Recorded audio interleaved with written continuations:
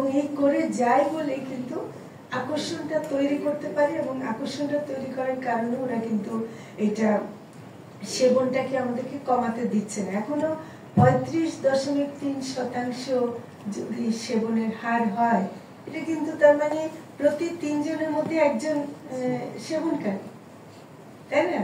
তাহলে এটা ভয়াবহ। সেই হিসাবে তো আমার মনে হয় যে এটা এই ফিগারটা আমাদের জন্য খুবই উদ্বেগী। এবং মৃত্যুর 22%, যেগুলো প্রতিরোধযোগ্য মৃত্যু, যে মৃত্যু হওয়ার কথা না, সেটার 22%ই আমার তামাকের কারণে হচ্ছে। তো সেদিক থেকে মানে আমি মনে করি যে আজকে আমরা কর নিয়ে কথা বলবো, এবং বিশেষভাবে এখন যেহেতু জুনের আগে করের বিষয়টা আসবে, এবং এটা আমাদেরকে আলোচনা করতে হবে এই জন্য যে এখন উন্নয়ন সমন্বয় খুব ভালোভাবে দেখেছে যে গত 6 মাস আগে যদি করতে আমরা কত আরো উপকার পেতাম, আমরা সেটা কিন্তু পেলাম না। এখন IMF একটা চাপ দিচ্ছে কর বাড়াও, তার মধ্যে দয়া করে একটু তামাকটা বাড়ছে, কিন্তু এটা কিন্তু আমাদের মনে হয় যে আমরা আসলে ক্যাবিনেট মিটিংও আমরা বলছি যে এটা আরো বেশি বাড়ানো যেত, এটা বাড়ানোর সুযোগ ছিল। তবে এইটা আপনারা আওয়াজ তুলতে হবে বাইরে, একটু আপনারা উল্লেখও করেছেন যে সরকার কেন পুরোটা করতে পারে না।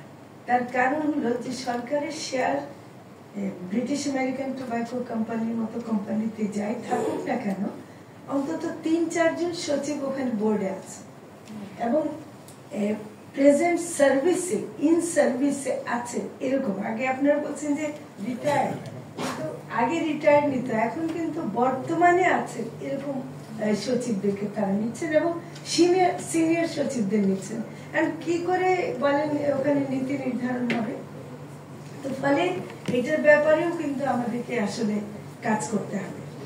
আমি আরেকটা জিনিস মনে করিয়ে দিতে চাই যে SDG আপনারা জানেন যে সাস্টেনেবল ডেভেলপমেন্ট গোল 2030 সালের মধ্যে আমাদেরকে একটা অর্জন করতে হবে। তার মধ্যে SDG 3.A যেটা 3.ক যেটা, সেটাতে তামাক জনস্বাস্থ্য রক্ষার জন্য তামাক বন্ধ করার কথা বলা হয়েছে। এখন যদি 2025 হয়, তাহলে আপনি দেখেন যে আর মাত্র 5 বছরে কি আমরা অত কমাতে পারবো? শূন্যে না আনতে পারি, আমরা তো এখন যে 15% আছে সেটা নিশ্চয় কমবে বলে মনে হচ্ছে না। তো সেজন্য আমার মনে হয় যে আমাদেরকে তামাক নিয়ন্ত্রণ আইনের যে সংশোধনটা কথা বলা হয়েছে সেটা অবিলম্বে যেন করা হয়। আমি কিন্তু শুধু মৎস্য প্রাণী সম্পদ মন্ত্রণালয় হিসেবে আসিনি, আমি একটা কমিটিতে আমরা আছে, টাস্ক ফোর্স করা হয়েছে যেটা আইন সংশোধনের জন্য, তার একজন সদস্য অর্থ উপদেষ্টা এটা আহ্বায়ক। আমরা ওখানে একটু চাচ্ছি যে আইনটা সংশোধন হয়, এবং সেখানে কিন্তু একটা গুরুত্বপূর্ণ কথা আছে আইন সংশোধনের প্রস্তাবের মধ্যে, যে আসলে আমরা 100 টাকাও বাজারে বিক্রি হোক চাই না, খুচরা বিক্রি বন্ধ করতে হবে, বুঝছেন? বাচ্চাদেরকে যদি ছোট ছোট ইয়াং স্টুডেন্টরা যদি 100 টাকা গিয়ে কিনতে পারে, এটা তার জন্য সহজ, একটু দাম বাড়লো না এটা সেই মুহূর্তে ও টের পায়। কিন্তু যদি তাকে একটা প্যাকেট কিনতেই হয়, তাহলে কিন্তু একটু তার উপর চাপটা বেশি পড়বে। তো ফলে খুচরা বিক্রি বন্ধের ব্যাপারটা কিন্তু এই আইন সংশোধনের মধ্যে আছে, এবং সেটা কিন্তু আমাদেরকে করতে হবে। যদিও ধর্মীয় আমাদের কথা বলা হয়নি, আমি যদি উপস্থিত থাকি সেখানে এটা না বলে আমি যাব না কোনো পক্ষে। তো কাজে জর্দা, গোল, সাদা পাতা এগুলো গরিব মানুষরা খায়, গরিব নারীরা খায়, এবং সেটা আপনারা দেখবেন যে বাসা বাড়িতে যারা কাজ করেন, আমি নিজের চোখে দেখছি যে দুপুরবেলা সে হয়তো 3-4টা বাড়ি যারা ছুটা কাজ করে, 3-4টা বাড়িতে কাজ টাজ করে একবারে খাবে 5টার সময় বাড়িতে গিয়ে। তো দুপুরবেলা দিয়ে কোমর থেকে একটা পান বের করে জর্দা সহ খেয়ে ফেলে। তো আমি একদিন জিজ্ঞেস করছিলাম যে কেন খায়, মানে খিদার লাগছে তো, ওটা খিদাটা একটু দমে যায়। এবং রিক্সাওয়ালারা যে আপনারা বলেন, রিক্সাওয়ালা বা গরিব শ্রমিক শ্রেণী যারা খায়, তারা কিন্তু এটাকে ক্ষুধা দমনের একটা ইয়ে হিসেবে এখন বুঝে দেখেন যে এটা কত ক্ষতিকর, যে তার শরীরে যে একটা স্বাভাবিক একটা প্রয়োজন তৈরি হয়েছিল সেটাকে দমন করে দেয়। তার মানে এটা ক্ষতিকর না, সেটা তো খাদ্য দিয়ে দমন করছে না, সেটা করছে একটা বিষ দিয়ে। এটা কিন্তু আমার মনে হয় যে যে কারণে এই যে উমামা যেটা বললেন যে আগে করের আগে ভালো সিগারেট খেত, এখন নিম্নমানের সিগারেটে যায়। হ্যাঁ, মানের দিক থেকে নিম্ন আর উচ্চ আছে, অনেকগুলো ফ্যাশন করেও প্যাকেটও সুন্দর করে বা অনেকগুলো ফ্লেভার দেয়। আমি উমামা আপনাকে জানাচ্ছি যে এক একটা সিগারেটে যা সব উপাদান ওরা যোগ করে সেটার মধ্যে ক্যান্সার উপাদানকারী সংখ্যা অনেক বেশি, এবং সেটা যত প্রিমিয়ামই হোক।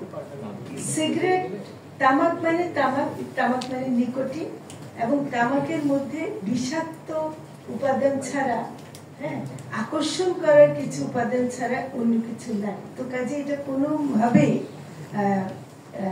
হতে পারে না। কিন্তু নিম্ন স্তরেরটা যাওয়া মানে হলো যে ওখানে আরো যত খারাপ গুলো ছিল সবগুলো সেখানে যুক্ত হয়। তো সেই জন্য গরিব মানুষই কিন্তু আসলে নিম্ন স্তরেরটা খায়, সেই জন্য নিম্ন স্তরের উপর বেশি কর আরোপ করা হচ্ছে, মানে নিম্ন স্তরে যেন যেতেই না পারে, বা নিম্ন স্তরের বিক্রিটা যেন না হয়। সরকারকে আমরা যখনই বলি, মানে আমি সরকারে থাকা সত্ত্বেও বলছি, আমরা সরকার মানে তো আবার এককভাবে সরকার না, আমাদের অনেক বিভাগ থাকে, বিশেষ করে অর্থ মন্ত্রণালয় বা রাজস্ব, এনবিআর যখন কথা বলে তারা একটা মানে ওদের একটা ভীতি কাজ করে ওদের মধ্যে, যে যদি আমরা বেশি কর বাড়াই তাহলে ব্যবহার কমে যাবে, এবং ব্যবহার কমলে মোট যে রাজস্ব হয় তা নাকি কমবে। কিন্তু বহু গবেষণা করে দেখানো হয়েছে যে আসলে রাজস্ব বরং বাড়বে, ব্যবহার কিছুটা কমবে কিন্তু রাজস্ব বরং বাড়বে। এই বাড়ার পরেও তারা কিন্তু এটা করতে চায় না, কারণ তামাক কোম্পানিগুলো একটা জুজুর ভয় তৈরি করে রাখে যে রাজস্ব কমবে, কিন্তু আমরা হাজারবার দেখছি যে এটা কোনোভাবে এটা কমবে না, বরং বাড়বে। আর সেজন্য একটা জিনিস পরিবর্তনের কথা বলা হচ্ছে, এটা ডক্টর মুস্তাফিজ ভাইও এটা জানেন, যে এখন স্পেসিফিক ট্যাক্সের কথা বলা হয়, মানে শুধু $1 ট্যাক্স বা সম্পূরক এরকম ট্যাক্সের এভাবে না করে এখন যদি আমরা খুব স্পেসিফিক ট্যাক্স ধার্য করে দিই তাহলে কিন্তু ওটা করা যায়। আপনারা যে 3টা প্রস্তাব দিচ্ছেন, আমি মনে করি যে 3 স্তর করা তো ঠিক আছে। আমি একটি শলাকা বিক্রির কথা বলতে চাই না। আমি মনে হয় যে একটি শলাকার কথাটা আনার দরকার নেই, এটা আসলে করা দরকার। আর খুচরা বিক্রিটা বন্ধ করতে হবে। আর যেটা হয় কি যে ই সিগারেটের ব্যাপারে একটা ভুল ধারণা সৃষ্টি করা হয়। ই সিগারেট বলা হয় যে ই সিগারেট নাকি তামাক, সিগারেট ছাড়তে ই সিগারেট আসে, আসলে কিন্তু এটা একেবারেই ভুল ধারণা। আসলে ই সিগারেটই একটা ইটসেলফ একটা নতুন জিনিস, যেটা একটা নতুন, আসলে প্রথমে আসে ফ্যাশন হিসেবে, তারপরে আসে। এবং খুব ইন্টারেস্টিং যে কোভিডের সময় যখন নাকি অন্য সিগারেটের সেবন একটু কম ছিল, হোম ডেলিভারিতে ই সিগারেট যেত, মানে হোম ডেলিভারিতে, মানে তামাক কোম্পানিগুলো কি পরিমাণ তৎপর। আপনাদেরকে আরেকটু আমি অনুরোধ করবো, আপনারা যারা ইয়াংরা আছেন, কনসার্টে যখন যান, হ্যাঁ, এখন ওপেনলি হয়তো, আগে জেমস একটা মঞ্চে উঠতো হাতে সিগারেট নিয়ে, ঠিক না? আমি এরকম কিছু ছবি দেখেছি, আমি কনসার্টে যাই কিন্তু আমি ছবি দেখেছি যে জেমস আসছে একটা সিগারেট নিয়ে। তার মানে বুঝে দেখেন, এক জেমসের হাতে যদি একটা সিগারেট থাকে, ওটা কি আর বিজ্ঞাপন লাগে? তাহলে ওখানে যারা উপস্থিত আছে হাজার হাজার তরুণ এটা খাচ্ছে। তো কাজে এই যে নানা রকম, তারপর ইউনিভার্সিটি গুলোতে নানা রকম কর্মসূচির ঘোষণা করে, এমনকি মেয়েদেরকেও কিন্তু আকর্ষণ করা হচ্ছে, এবং সেটাও কিন্তু তারা অনেকটা মনে করছে ফেমিনিস্ট হয়ে গেলাম বা একটু আধুনিক হলাম, এটা একটু করছে। আমি মনে করি যে বৈষম্য বিরোধী আন্দোলনের মাধ্যমে আমরা যাদেরকে বেঁচে, আমি সত্যি সত্যি ওদেরকে অনেক, ওদের কাছে আমরা ঋণী। হ্যাঁ, একটা এখন কিন্তু আপনাদেরকে আমি খালি বলতে চাই, আপনাদের আন্দোলন থামাবেন না এবং তামাক বিরোধী আন্দোলনে আপনারা নেতৃত্ব দেন।